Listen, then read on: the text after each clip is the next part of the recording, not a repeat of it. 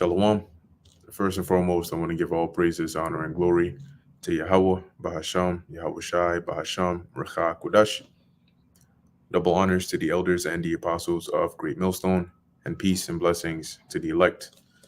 And this is going to be a response to this video that was done by the elder apostle Ramlab, titled "Oh Boy."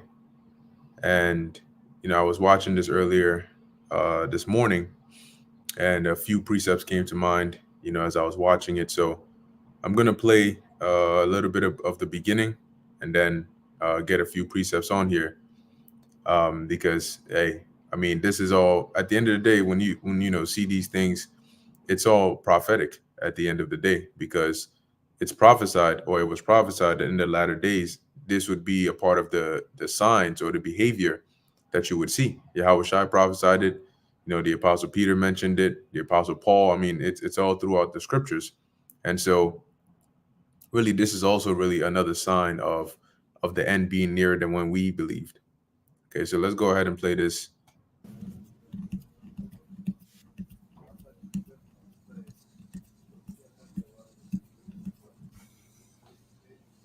So like an inside, oh boy. So like an inside joke, kind of messed it up. I'd like to start out by saying Barakateh Hawa B'Hashem Yahushai B'Hashem Recha Kodash. Welcome to another lesson. The name of this one is Oh Boy. And pretty much this is based off of a video the elder pastor sent me. Actually, he just called me on the phone, spoke to me briefly about this video he was watching from IUIC rally. The elements shall melt with fervent heat. And you have to hear what these guys are saying. It's embarrassing. But nevertheless, through the Spirit and power of Yahweh B'Shem Shai, through the Holy Spirit, we are the defenders of the gospel, the true defenders of the gospel.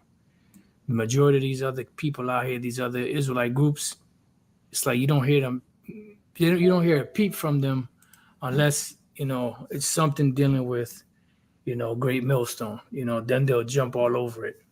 But nevertheless, I'm going to play it, and then we'll deal with it. And then about the trumpet sound, and so that's after the fact, or when the trumpet sound, that's when it's time for the angels to come and deliver this place, right, and destroy this place.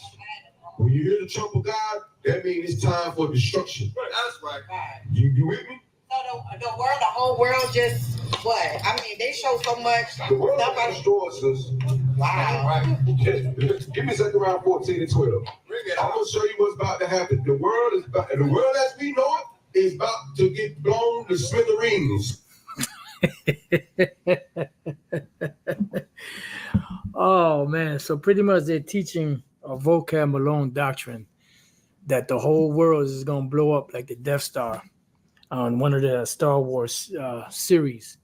So pretty much they're saying that the whole world is gonna blow up, and then after you go through all that horror, then you're gonna burn in hell. You understand what I'm saying? Right. That's why we out here, sisters.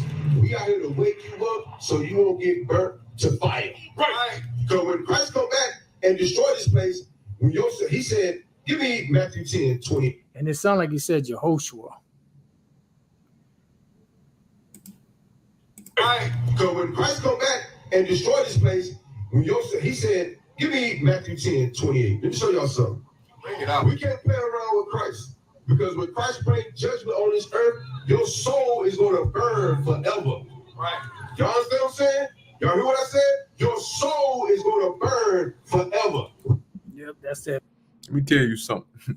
I want to know which scripture says that, but anyway, so yeah, you heard it right. And now it's like one thing to say that the certain parts, okay, of the earth would be, destroyed or burnt, but to say the whole earth is just going to blow up, or it's going to be blown to smithereens. I mean, what the first thing that I thought about when I heard that is, so if now what's being taught here is that the actual planet is going to be destroyed. Just not too long ago, you had, and we did lessons on it, right? You had Bishop Nate from the IUIC going into Ezekiel, was it the 38th chapter? And if I remember correctly, I believe he said, and one of the precepts that they used was Revelation, the 20th chapter. And he mentioned that after 1,000 years, that the Edomites would revolt, right? And they would gather these nations and all of that and come up and try to take down us, try to take down Jerusalem. So on what planet are they going to do that? Because apparently when Yahushua comes, according to what we just heard here, him and the angels and the destruction that's going to happen, they're going to destroy the whole planet. They're going to destroy the earth. So if the earth is destroyed and is blown to smithereens, where and when do the Edomites revolt after 1,000 years? Now, what's even more interesting is the precept which was used right here in Revelation 20. I'm going to read it. And it reads, Revelation 20:7, and when the 1,000 years are expired, Satan shall be loosed out of his prison. Now, the way that Bishop Nathaniel broke this down was that we're gonna let Satan, we're gonna let Esau out of the prison cells that they in after 1,000 years, right? Mind you, we're gonna get to reign when Yahushua comes back.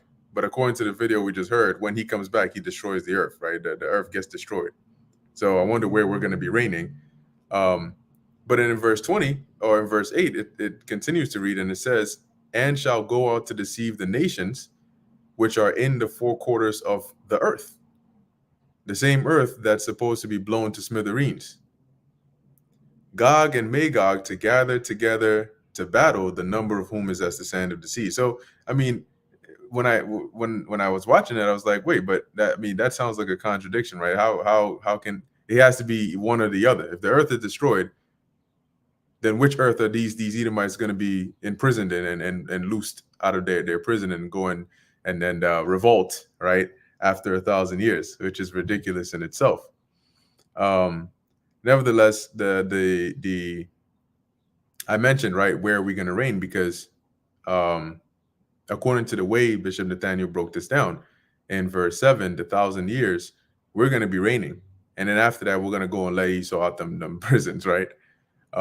So let's go here real quick, and this was brought out also in the lesson that the elder did in Revelation chapter 5, verse 10, and it reads. Well, actually, let me go up to verse 9. It says here, and they sung a new song, saying, "Thou art worthy to take the book and to open the seals thereof, for thou wast slain." This is referring to Yahushua, and has redeemed us to God by thy blood, out of every kindred and tongue and people and nation, which are the Israelites that are scattered in the various different areas amongst various different people, more in particular the elect. Verse 10, and has made us unto our God kings and priests, and we shall reign on the earth. Not a earth, not one of the earths, but the earth, Aidan, the paradise, right? But how are we going to do that when the earth is going to be destroyed? Apparently, when the Messiah comes back, apparently with the angels, they're going to destroy this place and blow it up to smithereens. So where are we going to reign? And there's numerous precepts that come to mind. Like there's even one in Isaiah, I believe it's either Isaiah 20 or 26. It talks about the destruction, right? And it mentions, Come into thy chambers until the indignation be past. Why? If the indignation is going to lead in the earth being destroyed, then we might as well just stay up in them chariots, because where are we coming back down to? Right? The holy city, New Jerusalem, that the Apostle John saw descending out of heaven. Where were they descending to? Into the void of space? Now, when you go here into the book of Daniel, chapter 7, verse 8, actually, I don't even know. It wasn't verse 8. It was, let me go down a little bit more. Let me just word search. Oh, there we go. Never mind. Verse 18, right? And I'm just going to get to the point here. And it reads, Daniel 7:18, but the saints of the Most High, which we know the saints are the Israelites, shall take the kingdom, right? And possess the kingdom forever, even forever and ever. So now the question here is, what kingdom exactly are the saints going to take? Because who is going to be reigning at the time when Yahushua comes back? Esau. right? And he has dominion over the earth right now. So if the saints are going to take that kingdom, meaning we're going to gain dominion over the earth, but how can we do that when the earth is going to be blown to smithereens?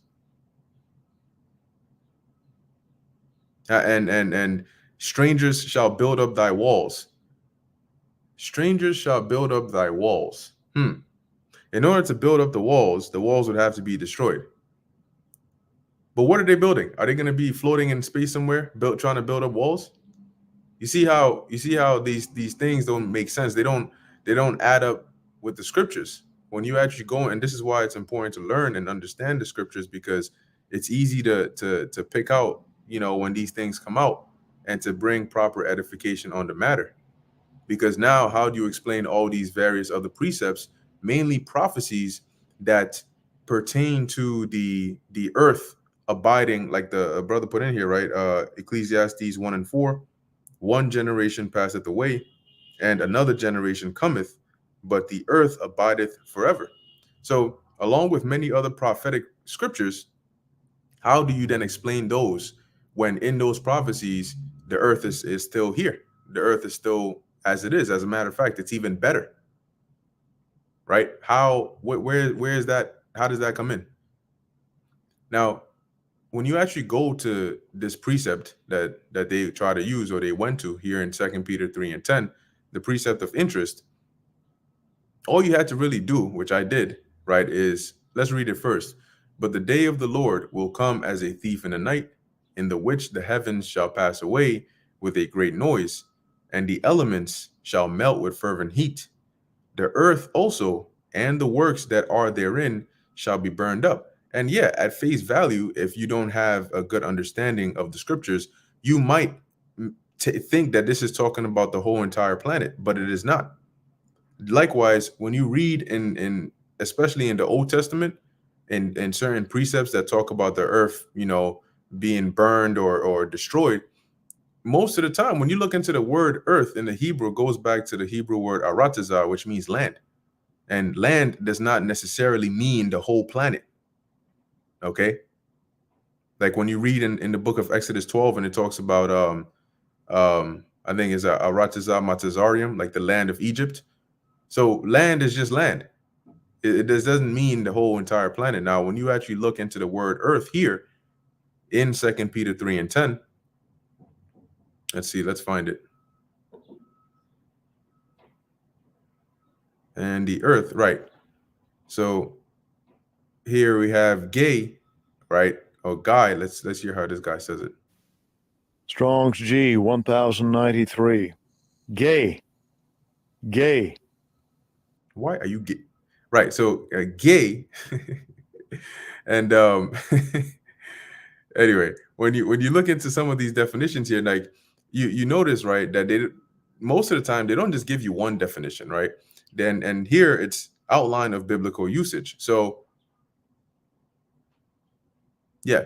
So basically, these are different definitions, right, that are used scripturally, depending on the context, right? So you can see the word earth or gay, and it could be used in one of these various definitions here, but it's based on the precept you're reading, right? So, and you can also see right here, the KJV translates Strong's G 1093 in the following manner. 188 times is translated as earth. 42 times is translated as land. 18 times is translated as ground. 2 times as country. 1 time as world. See? So when you actually read these definitions here in the outline of biblical usage, you'll see that one of them is here, right? Arable land, the ground. Then you have the earth as a standing place, the mainland as opposed to the sea or water, the earth as a whole. And then here you have a definition that says a country, land enclosed within fixed boundaries, a tract of land, territory, or region. And this would be the best suited definition for this precept here in 2 Peter 3, because the destruction that's going to come, the main, there are going to be certain parts of the earth that are going to burn and melt with fervent heat, but that's going to be targeted areas, primarily Babylon, the land of Israel, that region over there. Scripturally, prophetically, we know those places are going to be like when the scriptures talk about a lake of fire, that's not the whole planet. That is a particular country or land that is enclosed within fixed boundaries, a tract of land, a territory, a region where that is going to happen, or that is going to be applied to. Yeah, there's going to be different parts that are hit and destroyed, but it's not going to be like onto how it is described in this verse, save for these particular areas of the earth. So when you go back and you read in 2 Peter, the 3rd chapter and the 10th verse, just because it says the word earth does not mean that it is, the use case here is the entire planet, because we just read a few different biblical usages of the word earth and found out that the best definition here would be that a particular place, a tract of land, not the entire planet. Okay, so to mislead these ladies here, these women here that were inquiring, had her whole heart jumping out her chest. She like, oh shit, he talking about the whole planet. I guess we all screwed then. She like, man, I don't even want to ask no questions because this shit, you know what I'm saying? I don't know how I'm going to sleep tonight. Right. But giving them this false information, this like fear tactic, your soul is going to burn in hell forever. Where is that in the scriptures? But when you give off that appearance, right? I think there's a scripture that talks about having a form of godliness and yet denying the power thereof, roughly paraphrasing. When you give off that form of godliness and you're dealing with particular audiences, it's not everybody that is going to sit down and search in the scriptures to see exactly where it says that and confirm what you're saying, though they should. It's not everybody that's going to do that. Okay. And yeah, partly that's on them, but also on you as a teacher to, give the right information, because there's a very heavy and serious penalty and judgment for feeding the sheep of the Lord the wrong thing. And the Lord does not play with that at all. And if you're not sure, go ask the Apostle Peter, as the Lord stressed it upon him 3 times to feed his lambs. Okay, and to feed them the right thing. But anyway, that's pretty much it for this lesson. Fairly quick lesson, but just wanted to bring that point out and do that response there. So Lord willing, that was edifying to the elect. In closing, I want to give all praises, honor, and glory to Yahweh, Bahasham, Yahweh Shai, Bahasham, Recha Kudash. And until next time, Shalom.